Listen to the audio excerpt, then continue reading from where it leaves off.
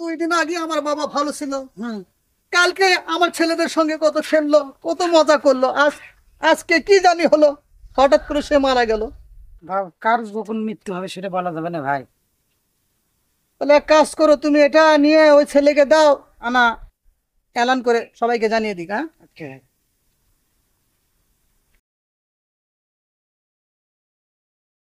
আসসালামু আলাইকুম ভাই। ওই বাবু ভাইয়ের বাবা রাতের বেলা কয়েকদিন ধরে অসুখ ছিল, মারা গেছে। তো আপনার কাছে এলান দিতে হলাম যে আসরের দিন মাটি হবে, বলে দিল আমাকে। আপনি না বলে দিন ভাইকে। আচ্ছা ঠিক আছে, আমি এলান করে দিয়ে কবর পাড়ে আসতেছি। কবর কোথায় খুঁড়তেছে? আচ্ছা আসতেছে। একটি শোক সংবাদ শুনুন, একটি শোক সংবাদ শুনুন। বিশিষ্ট ব্যবসায়ী বাবু সরকারের পিতা ইন্তেকাল করিয়াছেন। ইন্না লিল্লাহি ওয়া ইন্না ইলাইহি রাজিউন।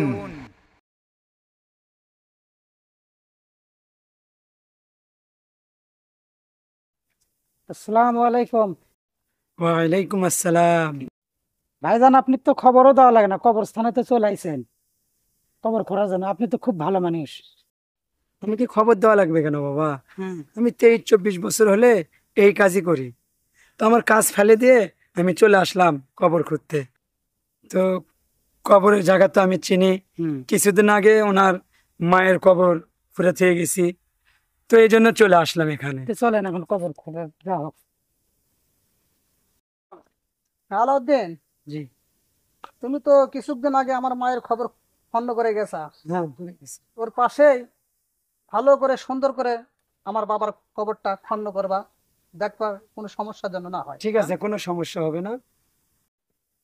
তাহলে শুরু করি বাবু ভাই। হ্যাঁ, এই আলাউদ্দিন দাঁড়াও।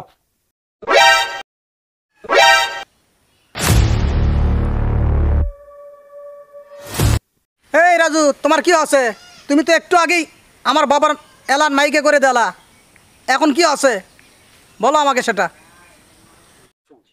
তাই তো, এটা কেমন কথা?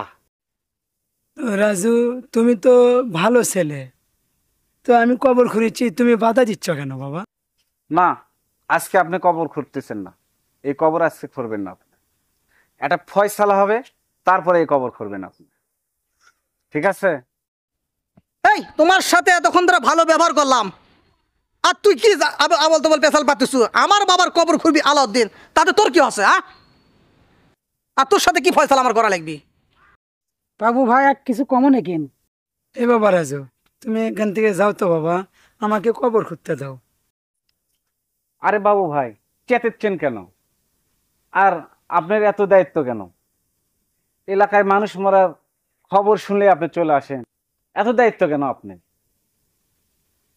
বাবা, তুমি তো জানোই আমি 23-24 বছর হলে কবর খুঁড়ি, আমাকে ডাকা লাগে না। তুমি আজকে বাধা দিচ্ছ কেন বাবা? তুমি বাধা দিও না, তুমি চলে যাও বাবা। এ যা তো যা, কিছুদিন আগে আমার মা মারা গেছে, আর আজকে আমার বাবা মরছে। আমার কিন্তু মন টুন ভালো নাই, তুই যাতে যা যা। যাব মানে আজকে এটার একটা ফয়সালা হবে, তারপরে আমি এখান থেকে যাব। যাতে বলতেছেন মানে আপনি যাতে বললে আমি যাব। আজকে এটার একটা ফয়সালা হবে, তারপরে আমি এখান থেকে যাব। কিসের ফয়সালা বাবা? আমি তো কিছুই বুঝতেছি না। ফয়সালা আজকে একটা হবে, আজকে আপনি টের পাবেন। আচ্ছা বাবু ভাই, একটা কথা বলেন তো, 7 দিন আগে আপনার বাড়িতে বিয়ের অনুষ্ঠান হলো, হয়নি অনুষ্ঠান? সেই ঢাক ঢোল পিতে অনুষ্ঠান করতেন, করেননি? এই কবর পরে কিসের বিয়ের অনুষ্ঠানের কথা হচ্ছে? ভালো কথা থাকলে বলো। আপনাকে যেটা বলতেছি ঠিক সেটার উত্তর দেবেন। কিছুদিন আগে আপনার বোনের বিয়ে দিছেন আপনি, ঢাক ঢোল পিটে গোটাল পাড়া জানিয়ে বিয়ে দিছেন।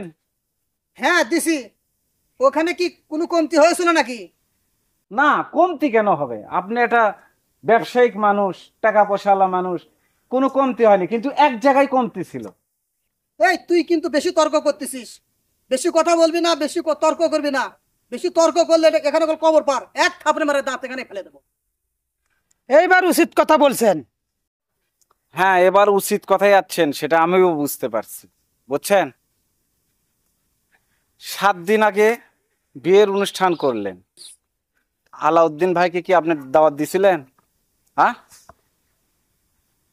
আলাউদ্দিন ভাই তো কিছুদিন আগে আপনার মায়ের কবর খুঁড়ে দিয়ে গেছে, তাই দিয়ে যায়নি? 7 দিন আগে বোনের বিয়ে হলো, আলাউদ্দিন ভাই কি দাওয়াত দিছিলেন আপনি? মনে ছিল না।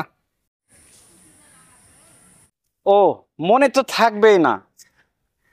যেদিন বিয়ে হয়েছিল সেদিন ধনাঢ্য ব্যক্তিকে ডাকে ঢোক ঢাল বাজে আপনার বোনের বিয়ে দিচ্ছেন, আর আজকে সে মায়ের কবরটাও আলাউদ্দিন খুঁড়ছে, আজকে বাবের কবরটাও আলাউদ্দিন খুঁড়িছে, আর আলাউদ্দিনের কথা মনে ছিল না বিয়ের মধ্যে, তাই না? কারণ গরিব মানুষ, যে এগুলো কাজ শুধু গরিব মানুষের জন্যই মানায়। আপনার বাবা মরলে ওই আলাউদ্দিন এসে কবর খুঁড়ে দিয়ে যাবে, মা মরলে আলাউদ্দিন এসে কবর খুঁড়ে দিয়ে যাবে, আর যখন আপনার বাড়িতে বড় বড় অনুষ্ঠান হবে সেখন বড় বড় লোক এসে আপনার বাড়িতে দাওয়াত খাবে। এটাই তো নীতিরীতি, তাই না? হ্যাঁ, এটাই তো নীতিরীতি। কেন তার কথা মনে থাকবে না? সে আপনার মায়ের কবর খুঁড়ছে কিছুদিন আগেই, তার কথা তো অবশ্যই মনে থাকা লাগবে। আপনার মার কথা মনে নাই? মার কথা মনে নাই? মা যে মরে গেছে মার কথা মনে নাই? তাহলে যাই মার কবর খুঁড়ছে তার কথা কেন মনে থাকবে না? অবশ্যই মনে থাকতে হবে। তাহলে কবর খোঁড়ার টাইমে যখন গরিব মানুষগুলো পাড়ায় চলাফেরা করতে পারতেছিল, উনি অসুস্থ হয়েছিল, সেটা জানেন? অসুস্থ হয়ে 3 দিন পড়েছিল। 300 টাকার জন্য এমন কোনো বাড়ি যায়নি, এমন কোনো বাড়ি নাই যে সে বাড়ি যায়নি। আপনার বাড়িতেও গিয়েছিল, আপনি কিন্তু টাকা দেননি, তাকে সাহায্য করেননি। সাহায্য করেছিলেন? তার মেয়ে গিয়েছিল আপনার বাড়ি, দূর দূর করে তারে দিয়েছেন।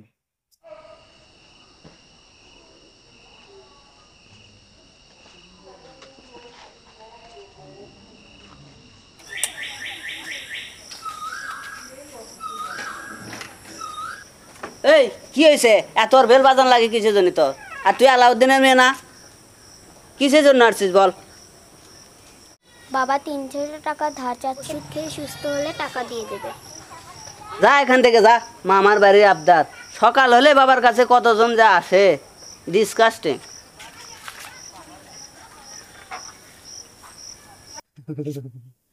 মা রে, মা, রাবেয়া মা, কুটি তুমি? এদিকে আসো। বাবা জ্বরে তো তোমার গা পুড়ে যাচ্ছে। না রে, কারো কাছে 300 টাকা ধার করে নিয়ে আসো মা। ওষুধ খেয়ে ভালো হয়ে গেলে টাকাটা শোধ করে দেবো মা। বাবা আমি জানি তুমি এই কথা বলবা, আমি সবার কাছে গিয়েছিলাম, কেউ টাকা দেয় না।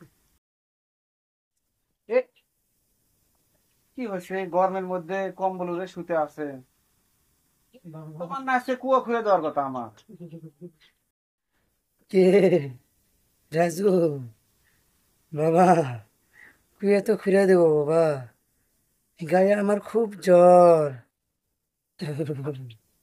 300 টাকার জন্য মাইয়া রে সবার কাছে পাঠাইয়া দিছি, কেউ দেয়নি বাবা। পাশে তো বাবু ভাইয়ের বাড়ি, অনেক ধন সম্পদ, আপনার মেয়েকে তার কাছে পাঠিয়ে দিয়েছিলেন? মেয়েকে পাঠিয়ে দিয়েছিলাম বাবা, বাবু ভাইয়ের ছেলে দূর দূর করে তাড়ে দিছে।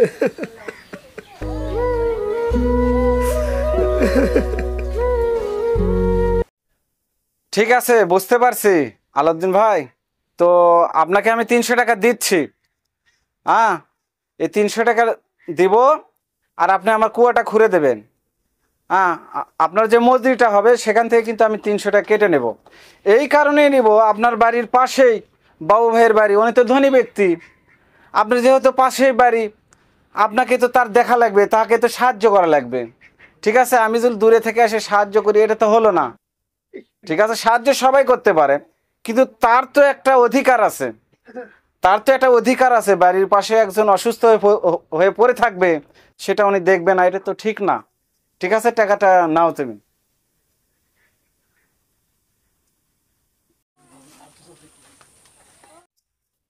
আর আজকে কবর খোঁড়া লাগছে, সে অসুস্থ ব্যক্তি কি কাজে লাগাইছেন, আর আপনার বাড়িতে অনুষ্ঠান হলে তার কথা মনে থাকে না।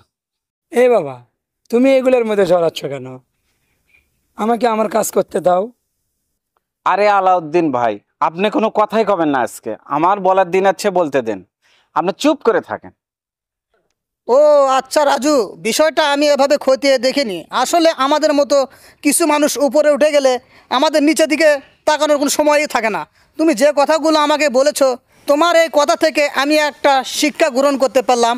তো তুমি রাজু আজকে আমার বাবার কবরটা খুঁড়তে বাধা দিও না। আমার হয়তো ভুলই হয়ে গেছে, ভুল আমি করেছি। তো আজকের মতো আমার বাবার কবরটা খুঁড়তে দাও, আমার আর এরকম ভুল কোনোদিনও হবে না। আর শোনেন বাবু ভাই, আপনার সঙ্গে সঙ্গে আপনার ছেলেটাও কিন্তু নষ্টের দিকে চলে গেছে। আপনি যেরকম কর্কট মেজাজের লোক, আপনার ছেলেটাও এরকম কর্কট মেজাজের লোক হয়েছে। এই আলাউদ্দিন ভাই যেদিন অসুস্থ হয়ে পড়েছিল, সেদিন কিন্তু আপনার বাড়িতে উনির মেয়ে গিয়েছিল, ঠিক আছে? তাকে কিন্তু অপমান করে বাড়ি থেকে বের করে দিয়েছে। তাকেও এই শিক্ষাটা আপনি দেবেন। আপনাকে আমি যেটা আজকে বললাম, এই শিক্ষাটা তাকেও দেবেন, আপনার ছেলেকেও দেবেন, ঠিক আছে? এই আলাউদ্দিন ভাই, আপনি কবর খোঁড়েন। উনির ভুল উনি বুঝতে পারছে। বাবা রাজু, তোমার কথা শুনে আমার খুব ভালো লাগলো। তো তুমি যে জানাজার কাজটা শুরু করো, আমি কবরটা নামে নিয়ে ফস করে আসতেছি, এখন আসরে আজান দেবে।